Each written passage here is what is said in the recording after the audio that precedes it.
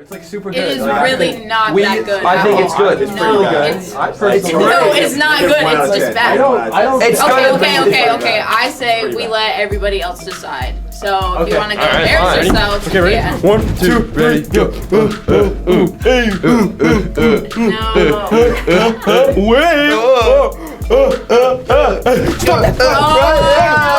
No, no, please stop. No, that's terrible. Okay, guys, let's go. 3. Good morning, Topeka High School. I'm Zach the Snack, I'm Gabe the Babe. and this is your THS Morning Report. Dang it.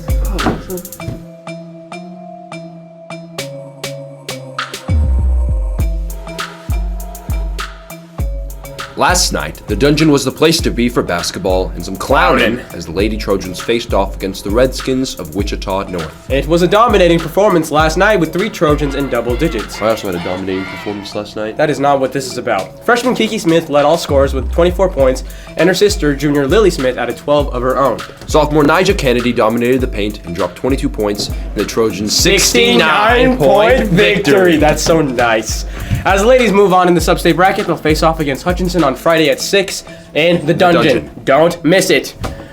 The boys team will be in competition tonight against 8 and 12 Liberal at 6 p.m. in the Dungeon. Liberals. And the theme for tonight's game is country. Yeah!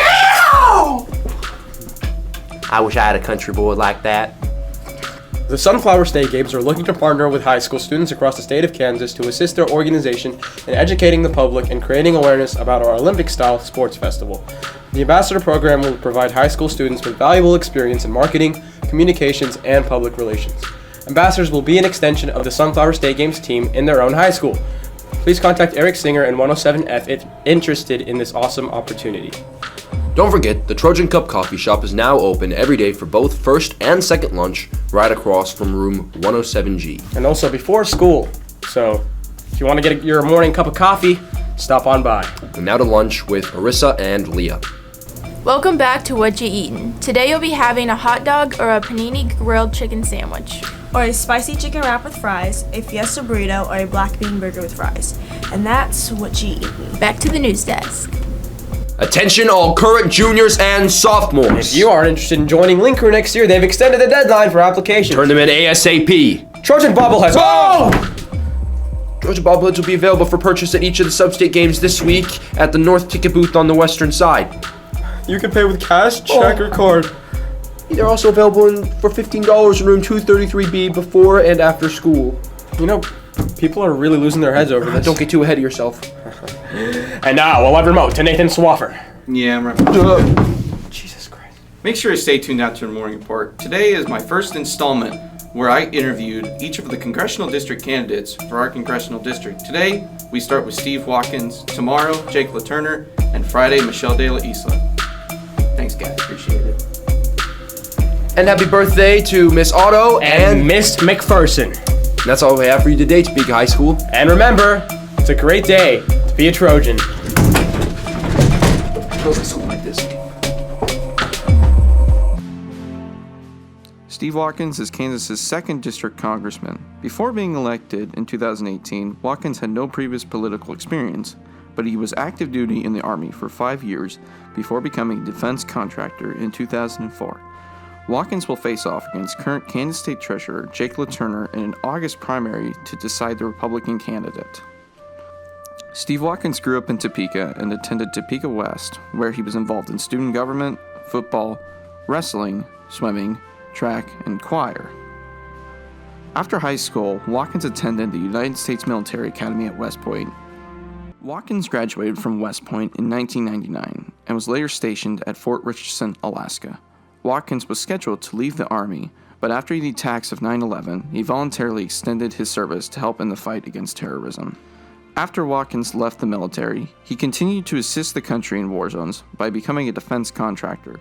Watkins' interest in politics was sparked similarly to his interest in serving his country in the Army. Well, I was interested in service, and that's why I joined the military as soon as I could after high school. And after many years of military service and then serving the U.S.-led coalition in Iraq and Afghanistan primarily, I was hurt and had to look elsewhere as a way to serve, and so that's what led me to politics. Watkins decided to run for Kansas's 2nd congressional district in 2018, in part to fill his need to serve.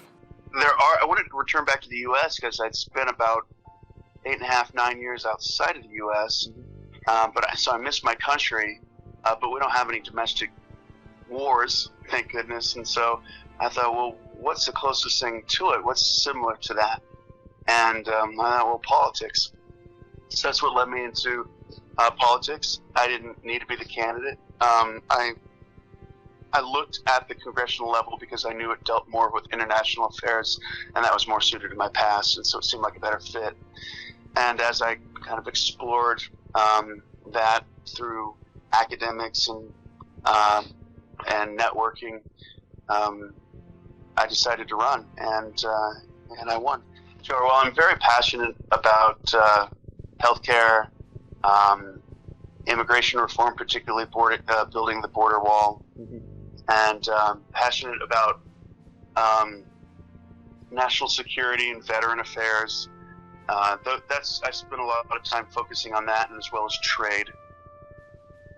During Watkins' time as congressman, he has served on numerous committees, including Education, Labor, Veterans Affairs, and Foreign Affairs. But Watkins said that he spent a lot of time working on the new United States-Mexico-Canada trade agreement.